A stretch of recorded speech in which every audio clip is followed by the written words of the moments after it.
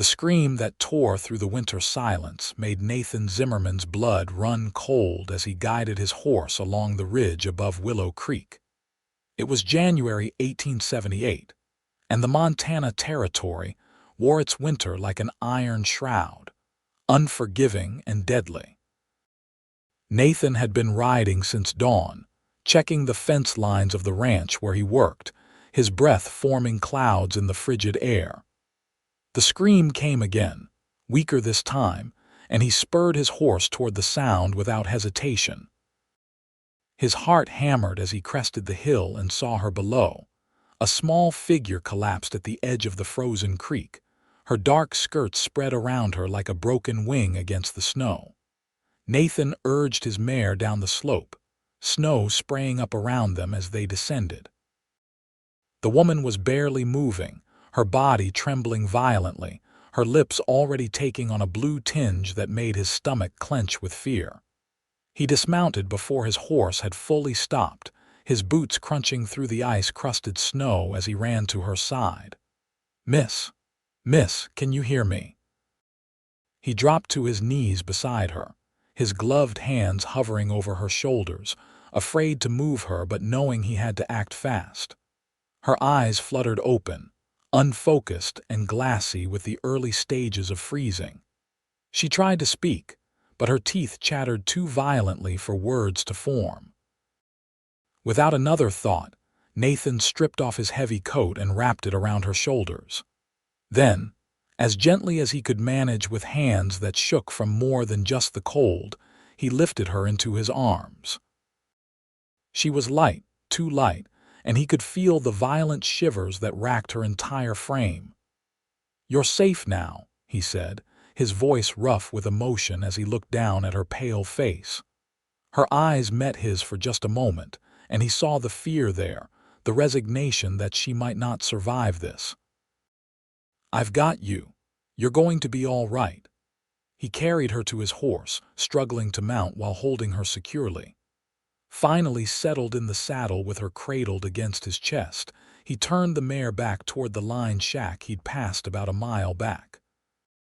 It would have a stove, blankets, maybe some coffee if the last cowboy who used it had left supplies. It was closer than the main ranch house by several miles, and this woman didn't have time for him to make that longer journey. As they rode, Nathan kept talking to her, anything to keep her conscious. "What's your name? What were you doing out here alone?"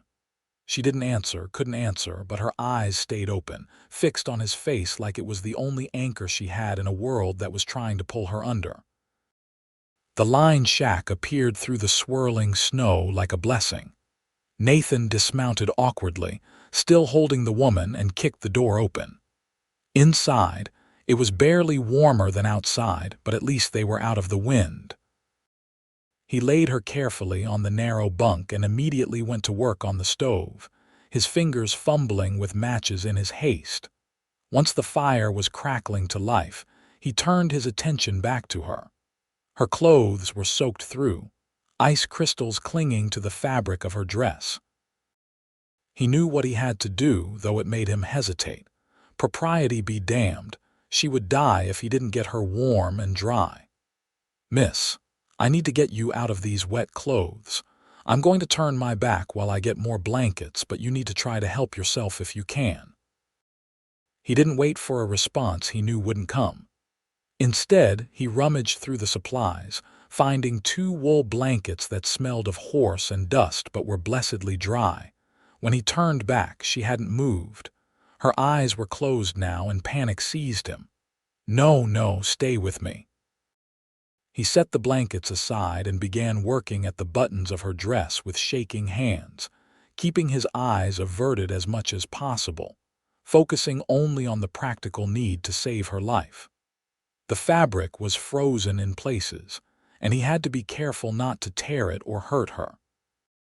Finally, he had her wrapped in the blankets, her wet clothes in a heap on the floor. He added more wood to the stove, then pulled the only chair in the shack close to the bunk and sat down, watching her face anxiously for any sign of improvement. Her shivering had become less violent, which he hoped was a good sign and not the dangerous stillness that came before death.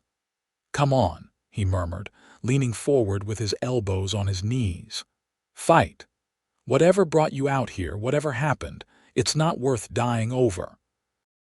As the shack slowly warmed, color began to return to her face, bit by precious bit.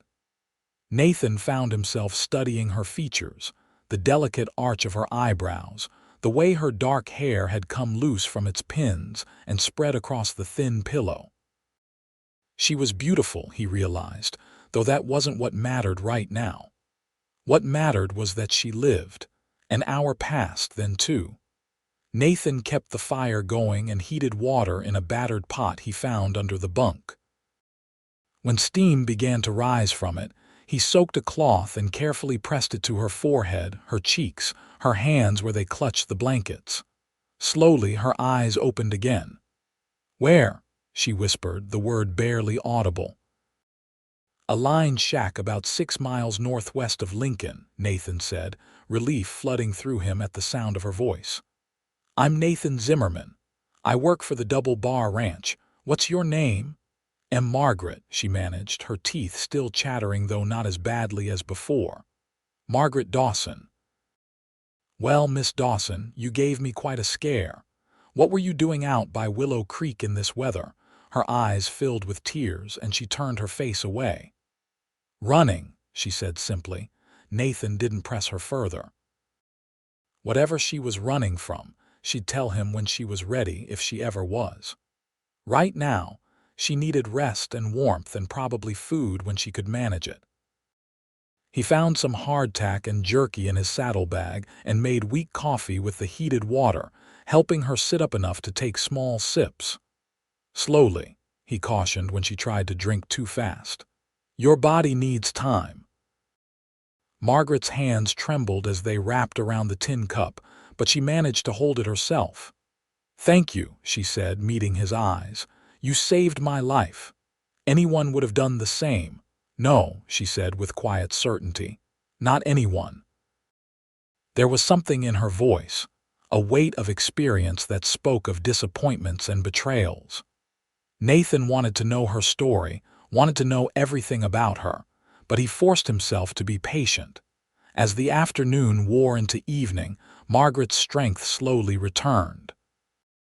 Nathan had hung her dress and undergarments near the stove to dry, and they spoke in fits and starts, comfortable silences stretching between their words. He learned that she was 22 years old, that she'd come to Montana Territory from Illinois 6 months ago. She didn't say why she'd been at the creek, and he didn't ask again. When darkness fell completely, Nathan pulled the blanket from the bunk and wrapped it around himself, settling into the chair. "You take the bed. I'll keep watch and tend the fire." "You don't have to," Margaret protested weakly, but her eyes were already closing with exhaustion. "Yes, I do," Nathan said simply. "Sleep now." He watched her drift off, her breathing evening out into the steady rhythm of true sleep. The firelight played across her face, and Nathan found himself making plans.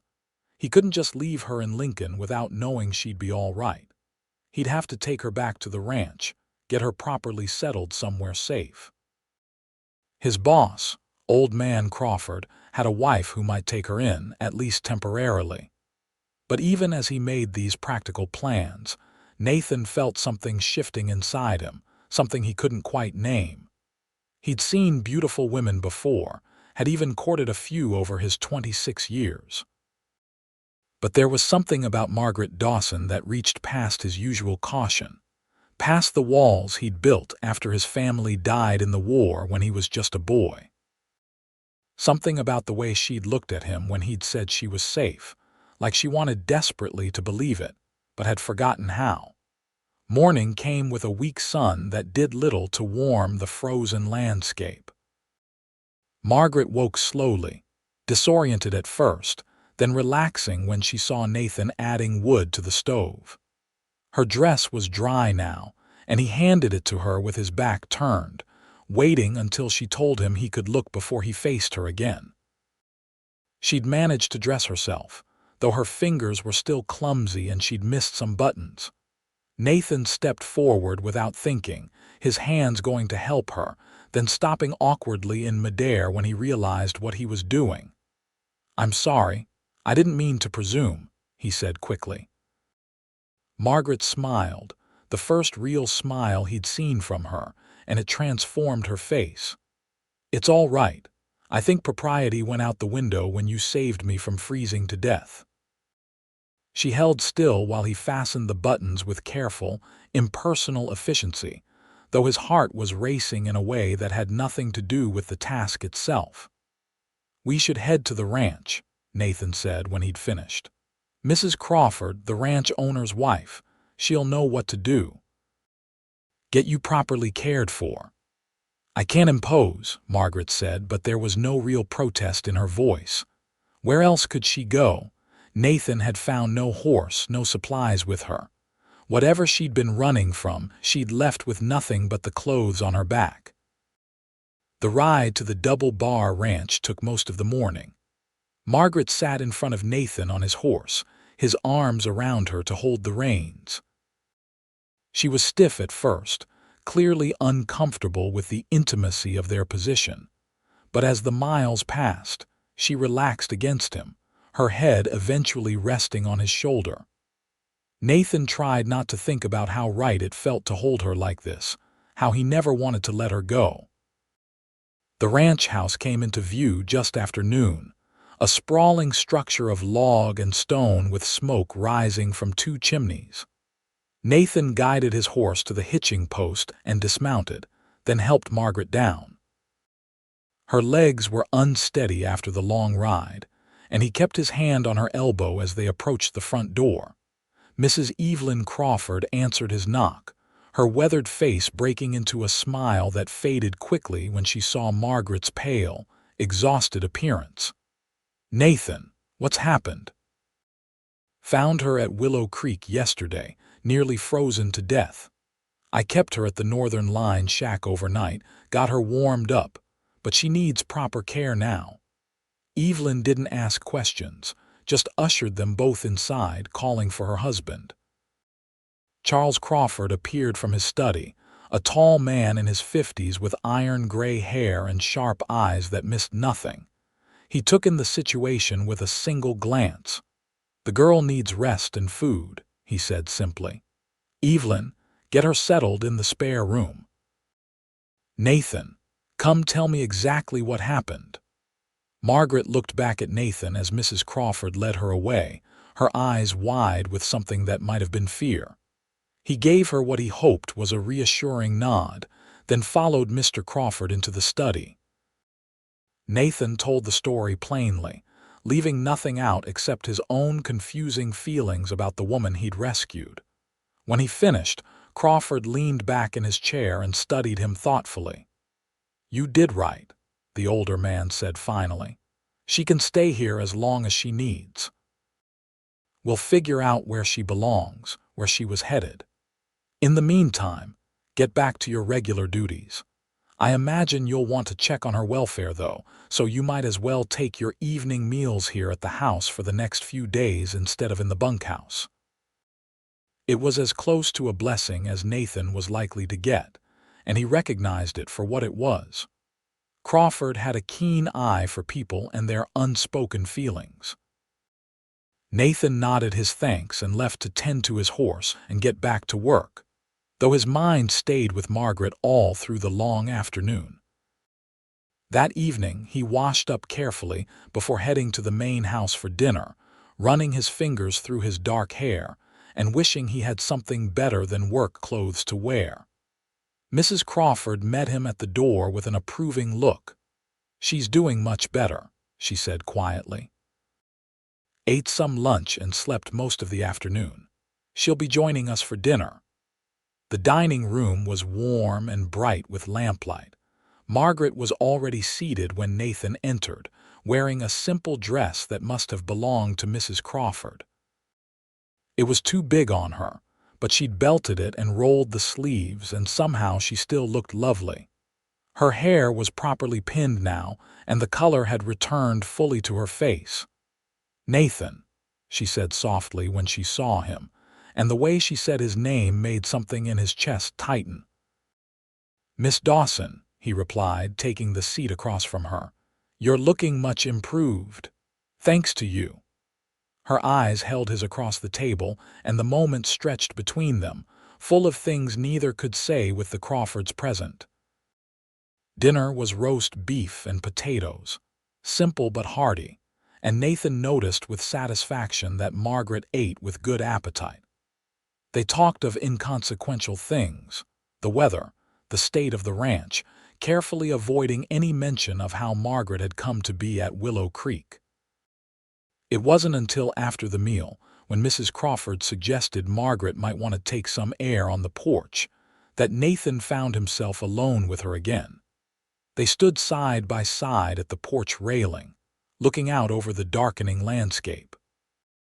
The temperature was dropping fast, as it always did after sunset, and Nathan noticed Margaret shiver slightly. Without thinking, he shrugged out of his jacket and draped it over her shoulders. "You keep giving me your coat," she said with a small smile. "You keep needing it," he replied, then more seriously. "Margaret, you don't have to tell me anything you don't want to, but if there's someone looking for you, someone you're afraid of, you should tell the Crawfords. They can help. They have connections, friends who can." "My husband," Margaret said quietly, cutting him off. "I was running from my husband." Nathan felt the words like a physical blow. Of course she was married. A woman like her wouldn't be alone in the world. "He doesn't know you're here. He doesn't know I'm anywhere. He thinks I'm dead." She turned to face Nathan fully, her expression desperate for him to understand. "I was supposed to die at that creek.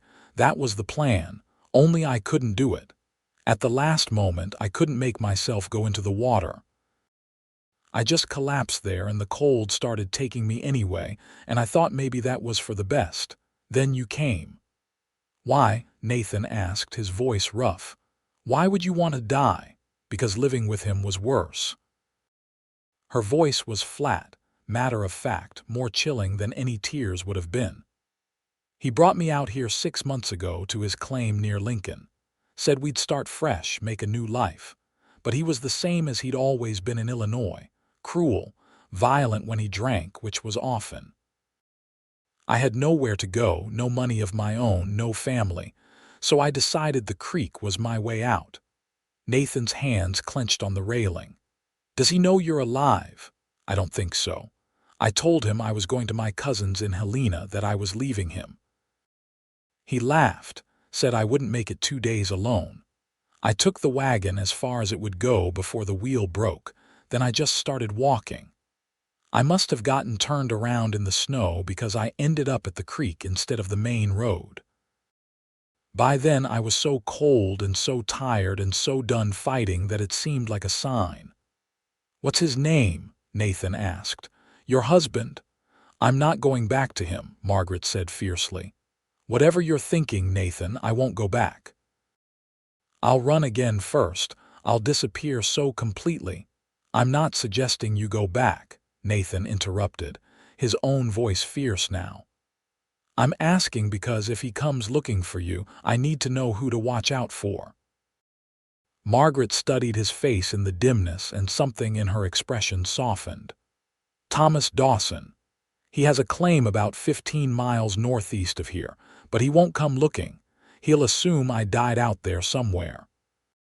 The territory is full of stories like that, people who just disappear into the snow and aren't found until spring." They stood in silence for a long moment, the weight of her revelation hanging between them. Nathan knew he should step back, should remember that she was a married woman regardless of the circumstances, but he couldn't make himself move away from her. "You're safe here," he said finally, echoing his words from the creek. "The Crawfords are good people. They won't turn you out and they won't give you up if anyone comes asking. You can stay as long as you need to figure out what comes next." "And you?" Margaret asked softly. "Will you be here?" "I work on this ranch," Nathan said, meeting her eyes. So yes, I'll be here. She nodded slowly, something like relief crossing her face. Good. That's good. The next weeks fell into a pattern. Nathan worked his regular duties during the day, but he took his evening meals at the main house and often found reasons to linger afterward. Margaret made herself useful around the ranch, helping Mrs. Crawford with cooking and mending, tending the kitchen garden that was buried under snow but would need preparing come spring. She had a quick mind and capable hands, and she seemed to bloom under the Crawfords' kindness, becoming more like the person she might have been before Thomas Dawson had tried to break her. Nathan and Margaret talked, long conversations that ranged from the profound to the mundane. He told her about growing up in Missouri, about losing his parents and two sisters to raiders during the war, about drifting west because there was nothing left for him back east. She told him about her childhood in Illinois, about parents who had died of fever when she was 19, about marrying Thomas because she'd been young and alone and he'd seemed kind at first. They were both survivors, Nathan realized, both people who'd had to build new lives from ruins. But it was more than shared tragedy that drew them together. It was the way Margaret laughed at his dry humor, throwing her head back with unself-conscious joy. It was the way Nathan found himself watching for her whenever he came in from the range, his heart lifting when he caught sight of her in the kitchen window. It was the small, careful ways they found to touch, a hand on an arm, shoulders brushing as they walked, each contact electric and laden with meaning. February came, and with it a thaw that was more promise than reality. The days grew marginally longer, and the ranch began preparing for spring calving. Nathan was busier than ever, often working from before dawn until after dark, but he still made time to see Margaret every day. He knew he was courting danger, letting his feelings grow, but he couldn't seem to stop himself. One evening in late February, after a particularly brutal day of pulling a cow and her calf from a frozen pond, Nathan came to the main house looking half dead with exhaustion. Margaret took one look at him and insisted he sit down, then brought him coffee and a plate of stew without being asked. She sat beside him while he ate, close enough that their knees touched. "You push yourself too hard," she said softly. "It's the job," Nathan replied, but he was aware of her concern, aware of how good it felt to have someone worry about him. "Nathan," Margaret said, and something in her tone made him look up from his food. She was watching him with an expression he couldn't quite read. "If things were different, if I were free, would you?" She broke off, shaking her head. "I'm sorry. I shouldn't ask you that." But Nathan's hand had already found hers, his fingers threading through hers with a rightness that made his chest ache. "If you were free," he said carefully, "I would court you properly. I'd ask permission to take you driving, to walk with you, to sit with you on Sunday afternoons. I'd bring you flowers and write you letters and do everything the way it's supposed to be done. And then," Margaret whispered, "and then when enough time had passed, I'd ask you to marry me, if you'd have me." Margaret's eyes filled with tears, but she didn't pull her hand away. "I wish I were free. I wish I'd never met Thomas Dawson. I wish I'd waited, that I'd known you were out here somewhere." "I know," Nathan said, his thumb stroking across her knuckles. "I know." They sat like that until they heard Mrs. Crawford's footsteps in the hall, then drew apart quickly. But something had been said that couldn't be unsaid, and Nathan knew his life had just become infinitely more complicated. The question of Margaret's marriage hung between them after that night, an obstacle neither knew how to overcome. Divorce was possible but scandalous and expensive, requiring proof of adultery or abuse that might be difficult to obtain. Even if Margaret could somehow get a divorce, she would be tainted by it in the eyes of society, and any man who married her would share in that taint. Nathan tried to convince himself it didn't matter, that he didn't care what people thought. But he'd seen how the world treated women like Margaret, and he wouldn't subject her to that if there was another way. So he held himself carefully in check, maintaining the proprieties even as his feelings grew deeper every day. In mid-March, everything changed. Nathan was in Lincoln picking up supplies when he overheard two men talking in the general store. One of them was describing a claim owner who'd been found dead in his cabin, apparently killed by a grizzly that had woken early from hibernation and broken in looking for food. Fellow's name was Dawson, the man said. Thomas Dawson. Body was pretty torn up when they found him, but they identified him by papers he had in a strong box. No family that anyone knew of. Said his wife had left him back in the winter, probably ran off with some other man. Guess she's a widow now, wherever she ended up. Nathan's hands went still on the bag of flour he'd been lifting. He finished his business in the store mechanically, his mind racing. He needed to verify what he'd heard, needed to be absolutely certain before he said anything to Margaret. Over the next few days, Nathan made careful inquiries. The story held. Thomas Dawson was dead, killed by a bear sometime in late February from what the coroner could tell. There was some talk about why a man would be alone in his cabin with a door that apparently hadn't been properly secured, but the damage to the body was consistent with a bear attack, and that seemed to satisfy most questions. Nathan found himself in an impossible position. If he told Margaret right away, it might seem like he was glad her husband was dead, like he'd been waiting impatiently for his chance with her.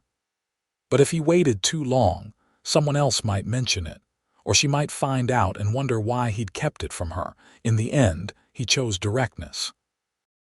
He asked Mrs. Crawford if he might speak with Margaret privately, and the older woman gave him a knowing look but didn't object. They walked out to the barn, where early spring sunshine slanted through the gaps in the walls and dust motes danced in the light. "What is it?" Margaret asked, seeing his serious expression. "What's wrong?" Nathan took a deep breath. "I heard something in town yesterday about your husband." Margaret went very still, her face paling. "He's looking for me." "No," Nathan said quickly. "No, Margaret, he's dead. Thomas Dawson is dead. A bear got into his cabin sometime last month." For a long moment, Margaret didn't react at all. Then she swayed, and Nathan caught her, guiding her to sit on a hay bale. She buried her face in her hands and her shoulders shook.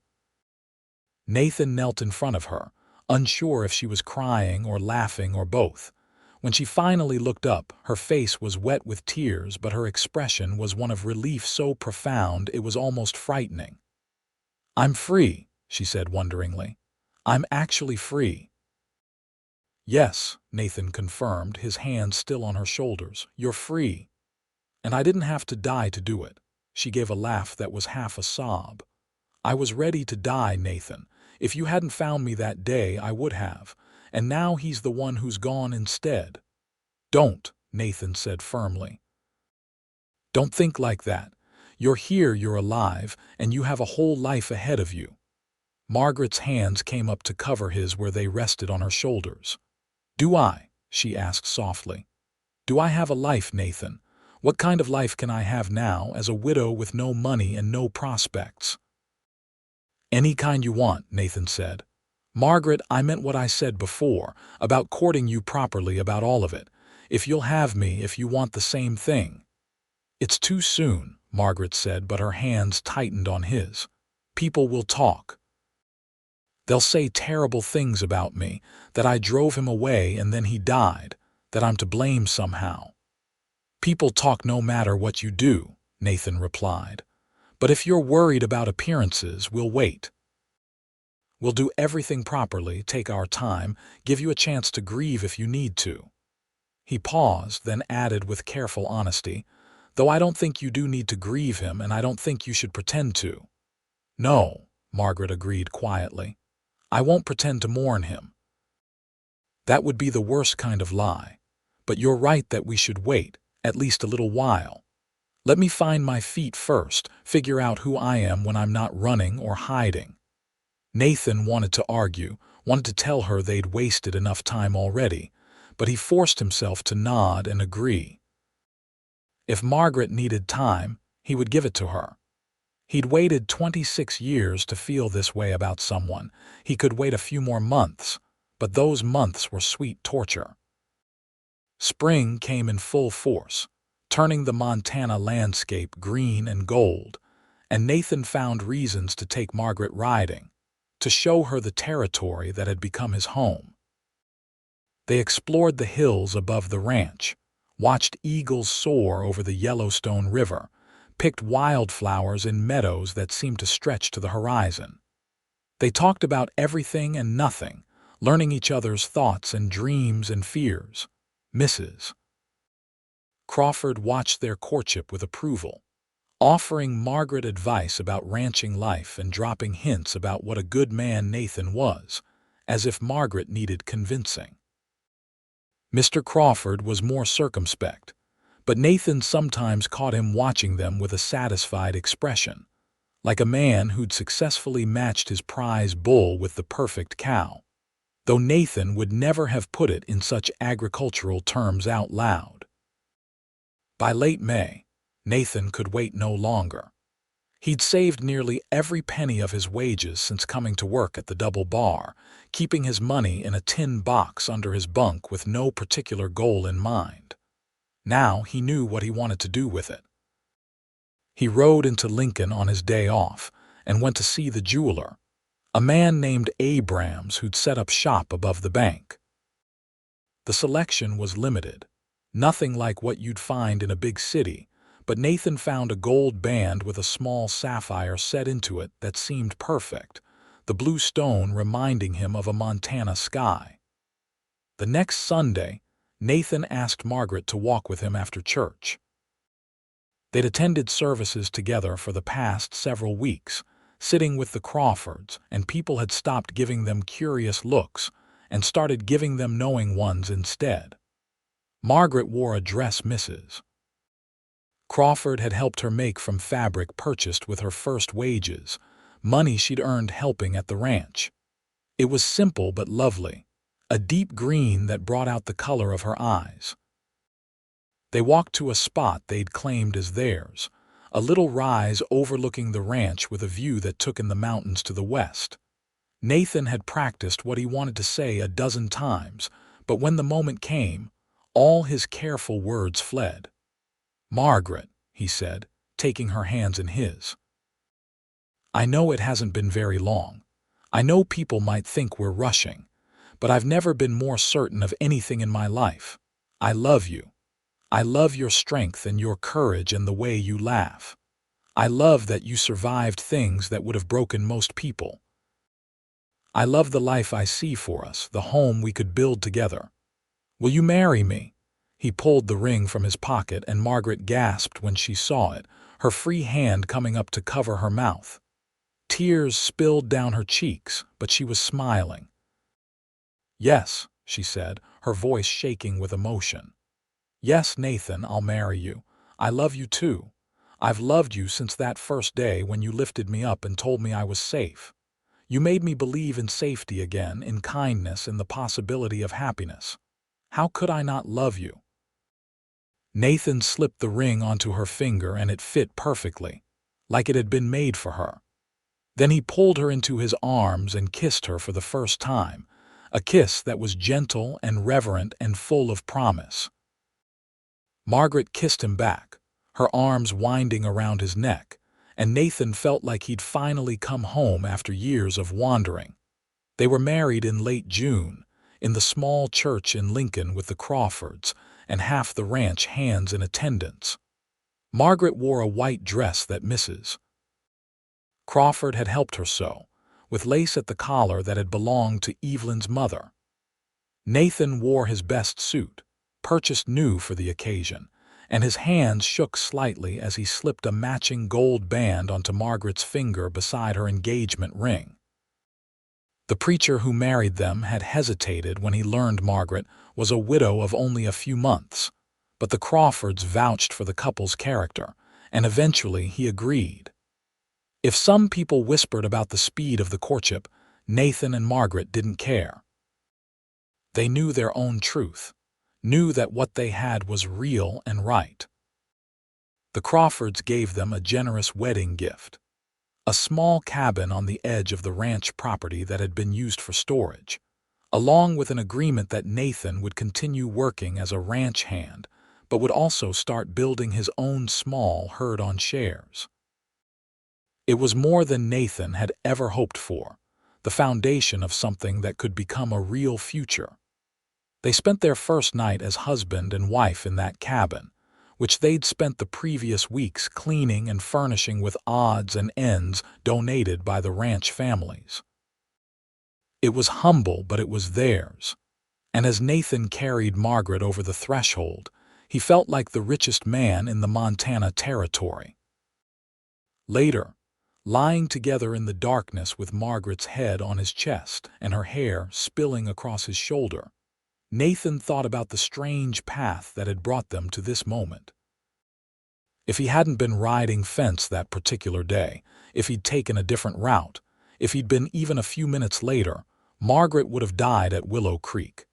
If her husband hadn't met his own strange end, they might never have had this chance. "What are you thinking?" Margaret murmured sleepily. "That I'm grateful for every accident and coincidence that brought us together," Nathan said. "Even the terrible ones." Margaret propped herself up on one elbow to look at him, her face serious in the moonlight coming through the window. "Do you think it was coincidence? Or something more?" "I don't know," Nathan admitted. "I've never been much for religion or fate, but it's hard to look at how everything happened and not see some kind of pattern." "I think you were meant to save me," Margaret said softly, "and I think I was meant to find you. Everything before was just the road we had to walk to get here." Nathan pulled her close and kissed her forehead. "Then it was worth it. Every hard mile of it was worth this." Their first year of marriage was not without challenges. There was hard work to be done, a life to build from scratch. Nathan continued his duties on the ranch while also tending to their growing herd of cattle. Margaret kept their home, helped with the ranch kitchen during busy seasons, and started a vegetable garden that became the envy of the other ranch families. They also had to deal with occasional gossip and judgment from people in Lincoln who thought Margaret had remarried too quickly, who whispered about the suspicious timing of Thomas Dawson's death. Once, Nathan overheard two men in the saloon speculating that maybe the bear attack hadn't been an accident, that maybe someone had left that cabin door open on purpose, knowing a hungry bear was in the area. He turned on them with such controlled fury that they'd back down immediately, stammering apologies. But the incident shook him, and he told Margaret about it that night. She'd taken it more calmly than he expected. "Let them whisper," she said. "We know the truth. Thomas Dawson died because he was careless and drunk, probably too stubborn to secure his cabin properly. It's almost fitting that his own neglect killed him in the end. But it has nothing to do with us, Nathan. Our life together started at that creek, and everything before is just the past." By autumn, they'd settled into a comfortable rhythm. Their herd had grown to 30 head, enough to start seeing real profit. The cabin had become a true home, with curtains at the windows and rugs on the floor and Margaret's touch evident in every corner. They'd made friends among the other ranch families, been accepted fully into the community that had once looked at them with suspicion. And Margaret was with child. She told Nathan one evening in October as they sat together on their small porch, watching the sun set over the mountains. She'd been quiet all day, and he'd been worried something was wrong. When she took his hand and placed it on her still flat stomach, saying simply, "There's going to be 3 of us come spring," Nathan felt emotion rise in his throat so strong he couldn't speak for a moment. "Are you sure?" He finally managed. "I'm sure," Margaret said, smiling at his stunned expression. "Mrs. Crawford suspected before I did, actually, She's been through it enough times to recognize the signs. Nathan pulled Margaret into his arms, holding her carefully like she might break. "I'm going to be a father," he said wonderingly. "We're going to have a family." "Are you happy?" Margaret asked, and he heard the slight uncertainty in her voice, the shadow of her first marriage where nothing had been certain. "Happy?" Nathan leaned back to look at her face. "Margaret, I'm terrified and amazed and more happy than I knew was possible. We're going to have a baby, our baby." The winter that followed was long and cold, but Nathan and Margaret barely noticed. They spent the short days preparing for the baby's arrival, building a cradle from wood Nathan carefully shaped and sanded until it was smooth as silk. Margaret sewed tiny gowns and blankets, humming as she worked, a contentment radiating from her that made Nathan's heart swell every time he looked at her. Mrs. Crawford took Margaret under her wing even more completely, sharing all the wisdom of her own 5 successful pregnancies. The other ranch wives did the same, creating a network of support that Margaret had never had before. She bloomed under their attention, losing the last shadows of the frightened woman Nathan had found at the creek. In late April, on a day when spring was finally showing its face in earnest, Margaret went into labor.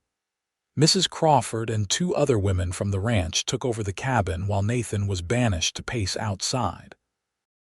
It was the longest day of his life, filled with sounds that made him want to break down the door even though the women kept assuring him everything was progressing normally.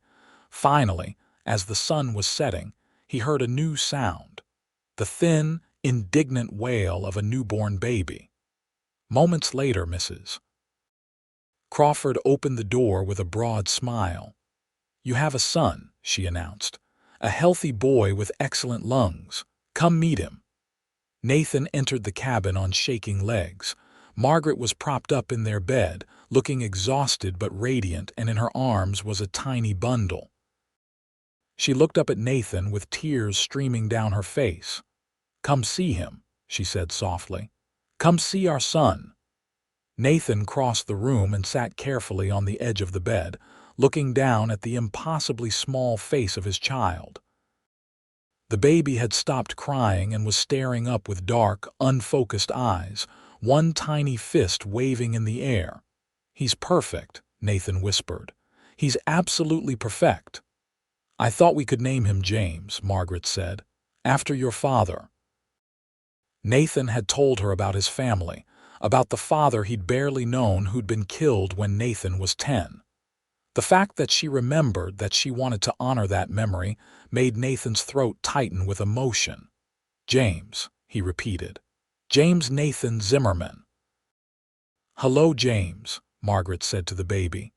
"Welcome to your life. You're safe here, you're loved, and you're going to grow up happy and strong." As Nathan watched his wife and son, he thought about the chain of events that had brought them to this moment. If someone had told him 3 years ago that he would find a half-frozen woman at a creek and she would become his whole world, he never would have believed it. But here they were, a family made from tragedy and chance and stubborn hope. The years that followed were good ones. James grew from a tiny infant into a sturdy, cheerful toddler who followed his father everywhere, trying to help with the cattle even before he could walk properly. In the summer of 1881, Margaret gave birth to a daughter they named Caroline, who had her mother's dark eyes and her father's stubborn chin. 2 years after that came another son, William, who was quiet and thoughtful where James was bold and reckless. Nathan and Margaret's herd grew along with their family. By 1885, they had over 200 head of cattle and had purchased additional land from the Crawfords, expanding their small operation into something that could legitimately be called a ranch. They built a larger house to replace the cabin, though they kept the original structure as a guest house, unwilling to abandon their first home together. They remained close to the Crawfords, who treated Nathan and Margaret's children like additional grandchildren. When Old Man Crawford died in 1886, Nathan helped Mrs. Crawford manage the double bar for a year until her oldest son could come from California to take over. It was Nathan's way of repaying the kindness the Crawfords had shown them when they had nothing. Margaret transformed in the years of their marriage, from the frightened woman who'd nearly died in the snow to someone confident and strong. She became known throughout the territory as a woman of intelligence and compassion, someone who helped newcomers settle in, who nursed sick children, who could deliver a foal or set a broken bone with equal skill. People forgot, eventually, about the whispers that had once followed her. She was just Nathan Zimmerman's wife, mother of his children, respected in her own right. But sometimes, usually on cold winter nights when the children were asleep and the fire was burning low, Margaret and Nathan would sit together and remember that first day. Nathan would tell the story of how he'd heard her scream, how he'd found her half frozen at the creek, how he'd lifted her up and promised she was safe. Margaret would remember looking up into his face and wanting to believe him, wanting to live after all. "Do you ever wonder what would have happened if you'd taken a different path that day?" Margaret asked once, nestled against Nathan's side. "Never," Nathan replied firmly. "Because I didn't take a different path.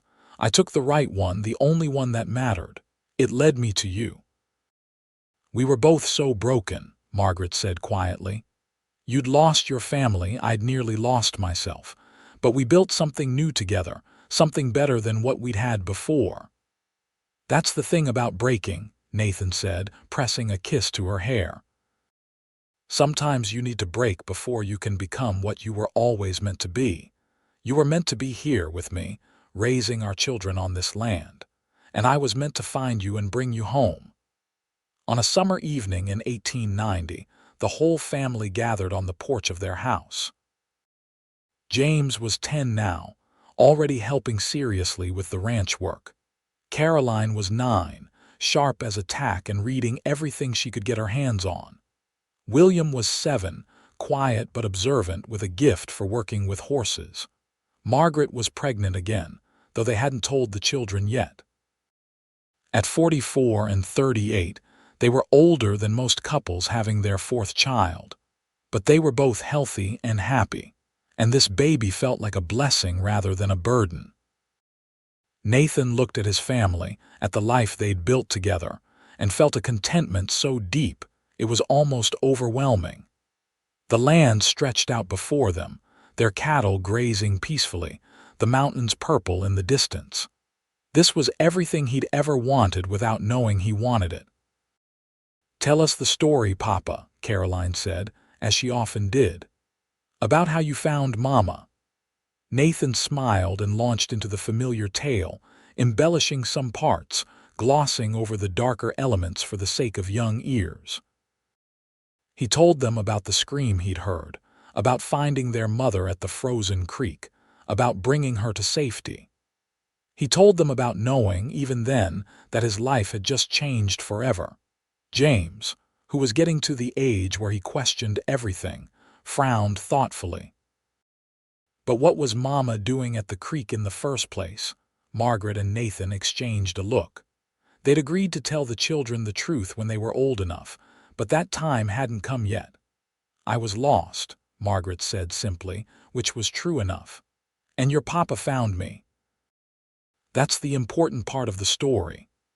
"And they fell in love and got married and had us," Caroline added with the certainty of a child who knew how all good stories ended. "Exactly right," Nathan confirmed, reaching out to ruffle her hair. "The best ending of all." As the sun set and the children eventually drifted inside, Nathan and Margaret remained on the porch. Margaret's hand rested on her stomach, where their 4th child was growing, and Nathan's arm was around her shoulders. "You ever think about that day and feel angry?" Nathan asked quietly. "About everything you went through, everything that brought you to that creek?" Margaret was quiet for a long moment before answering. "No," she said finally. "I used to in the early days. I'd think about Thomas and the years I wasted with him, the person I might have been if I'd never met him. But then I realized something. Every choice I made, even the terrible ones, every hardship I endured, it all led me here. If I'd married someone else in Illinois, I never would have come to Montana. If I'd been less desperate, I might not have been at that creek that day. And if I hadn't been there, you wouldn't have found me. We wouldn't have this life, these children, this love. She turned to look at Nathan directly. So no, I'm not angry. I'm grateful. Grateful that I survived, grateful that you found me, grateful for every single day we've had together. The hard past makes the happy present that much sweeter. Nathan kissed her, long and slow and sweet, the kiss of two people who'd loved each other for over a decade and would love each other for the rest of their lives. "You're the strongest person I've ever known," he said when they finally drew apart. "No," Margaret replied with a smile. "I'm just someone who learned what it means to be truly safe, truly loved. You taught me that, Nathan. You taught me that I was worth saving." "You saved yourself," Nathan corrected gently. "I just gave you a hand up when you needed it. Everything else you did on your own." Their fourth child was born in December, another daughter they named Emma. She came into the world during a blizzard, which seemed fitting for a child of Montana. By the time she was a year old, the whole family doted on her, especially her older siblings who fought over who got to hold her.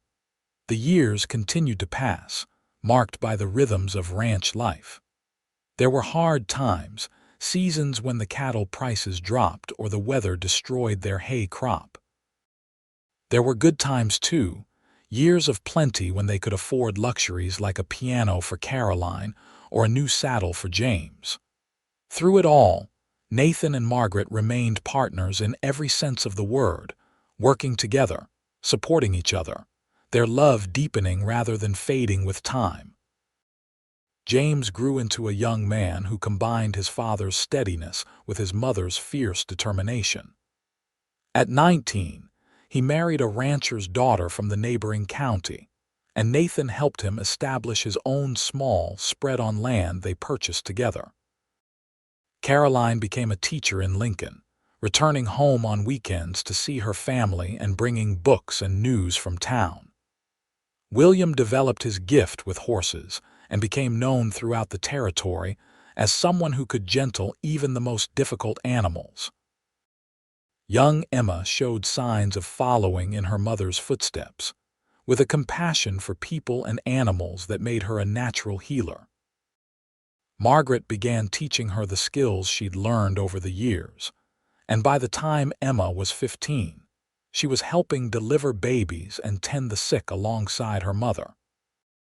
On their 20th wedding anniversary in 1899, Nathan and Margaret took a rare trip away from the ranch, leaving it in James's capable hands for a week. They traveled to Helena, staying in a proper hotel and eating in restaurants, luxuries they rarely indulged in. But the highlight of the trip was a private anniversary dinner in their hotel room, where they could be alone and remember all the years they'd shared. 20 years, Margaret said, looking at Nathan across the candlelit table. She was 43 now, with silver beginning to thread through her dark hair, but to Nathan she was as beautiful as the day he'd married her. "Sometimes I can't believe it's been 20 years. Sometimes I can't believe it's only been 20 years, Nathan replied. "I feel like I've known you my whole life. The good parts of my life all started with you," Margaret said softly. "Every single good thing. The children, this ranch we've built, the respect we've earned in the community, the life we've made. It all traces back to that day at Willow Creek. To the day I lifted you up and told you that you were safe," Nathan said, remembering. "Did you believe me? In that moment, did you believe you'd be safe?" "I wanted to," Margaret admitted.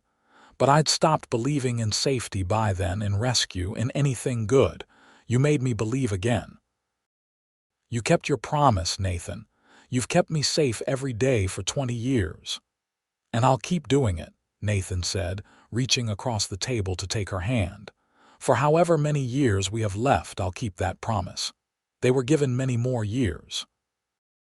Their children grew and had children of their own, filling the ranch house with grandchildren during holidays and summers. Nathan and Margaret aged gracefully, their bodies slowing but their minds and spirits remaining sharp. They watched as the new century arrived, bringing changes to the Montana territory that would have seemed like magic when they first met. In the spring of 1915, Nathan and Margaret celebrated their 50th wedding anniversary surrounded by their children, grandchildren, and even a few great-grandchildren. They were 74 and 68 respectively, their faces lined with age but their love for each other undiminished. The celebration was held at the ranch, with neighbors coming from miles around to honor the couple who'd become something of a legend in the territory. Late in the evening, after the guests had left and the family had retired to various bedrooms, Nathan and Margaret took a final walk around their property. They moved slowly now, but they still walked hand in hand as they had for 5 decades. 50 years, Nathan said, echoing Margaret's words from their 20th anniversary. "It seems impossible. It seems perfect," Margaret corrected. "Every single year has been a gift." They stopped at the site of their old cabin, which still stood though it was used only occasionally now.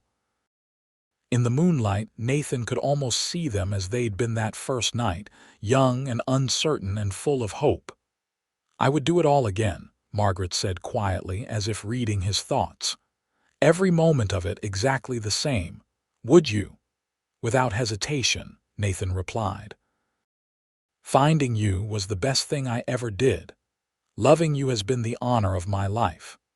They stood together in the darkness, two people who'd built a life from nothing, who'd turned tragedy into triumph, who'd proven that love could heal even the deepest wounds. Around them, the ranch slept, full of their descendants and their legacy. Nathan Zimmerman and Margaret Dawson Zimmerman lived several more years together, remaining on their beloved ranch until the end. Nathan passed away peacefully in his sleep in 1918 at the age of 77, with Margaret holding his hand. She followed him 18 months later, 69 years old, and ready to join her husband wherever souls went after this life. They were buried side by side on a hill overlooking their ranch, with headstones that bore simple inscriptions. Nathan's read, "Beloved husband, father, and grandfather, he kept his promises." Margaret's read, "Beloved wife, mother, and grandmother, she chose to live." Their children and grandchildren continued to work the ranch for generations, keeping alive the story of how it all began on a frozen day in January 1878, when a cowboy heard a scream and found a woman at a creek. How he lifted her up and promised she was safe. How that promise became a love story that would last a lifetime. The land itself seemed to remember them, the creek where Nathan found Margaret, the cabin where they first lived, the house they built together. Visitors to the ranch could feel the love that had been poured into every acre, every structure, every carefully tended corner. It was a legacy that transcended property and possessions, a testament to what two people could create when they chose hope over despair, love over fear, life over death. James, as the oldest, inherited the main ranch and ran it with the same integrity his father had shown. He told his own children about their grandparents, about the frozen creek, and the rescue and the love that had followed. Those children told their children, and the story became part of the family mythology, a reminder of where they'd come from and what mattered most. Caroline documented her parents' story in a journal she kept, writing down every detail her mother had shared about those early days. That journal became a treasured family heirloom, passed down through generations, a first-hand account of love in the Wild West. William named his first daughter Margaret, after the grandmother who taught him that strength came in many forms. Emma followed in her mother's footsteps completely, becoming a midwife and healer who served the community for 50 years, delivering hundreds of babies, including many of her own great-nieces and great-nephews. The ranch prospered through the decades, weathering economic depressions and wars, droughts and hard winters, always sustained by the foundation Nathan and Margaret had built.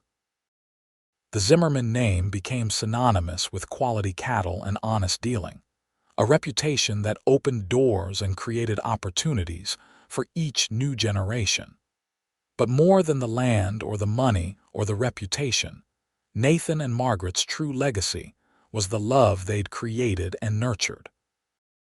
Every member of the family knew the story of Willow Creek, knew how close they'd all come to never existing. It made them appreciate what they had, made them fight harder for their own relationships, made them believe in the power of love to transform lives. On the 100th anniversary of Nathan and Margaret's first meeting in January 1978, over 100 descendants gathered at the ranch to honor their memory. They stood at Willow Creek, which still flowed clear and cold through the property, and shared stories about the couple who'd started it all. The oldest among them had actually known Nathan and Margaret, had real memories of their great-great-grandparents, and they spoke of two people who'd loved deeply, lived fully, and left a mark on the world that went far beyond their ranch. "They taught us what it means to save someone," said one great-grandson, a doctor in Helena. "Not just physically, though that's where it started, but emotionally, spiritually. Grandpa Nathan saved Grandma Margaret from death and despair. She saved him from loneliness and purposelessness.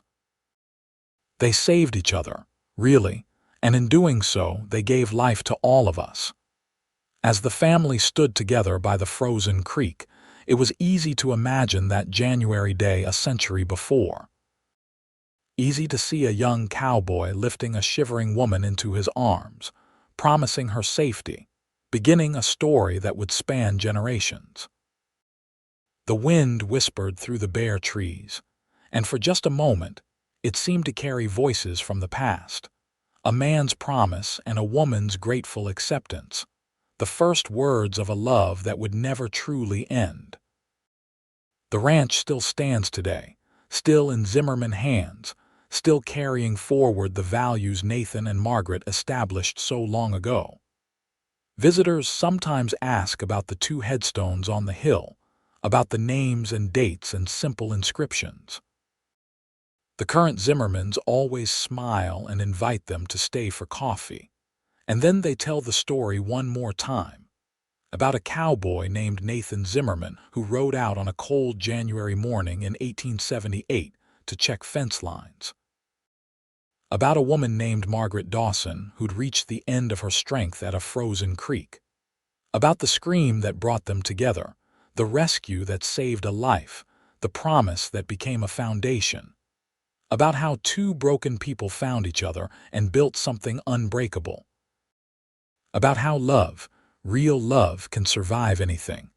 Cold and hardship and gossip and loss. Time and age and all the inevitable sorrows of a life fully lived. About how a single moment of compassion can change the course of countless lives, creating ripples that spread out far beyond anything the original participants could have imagined.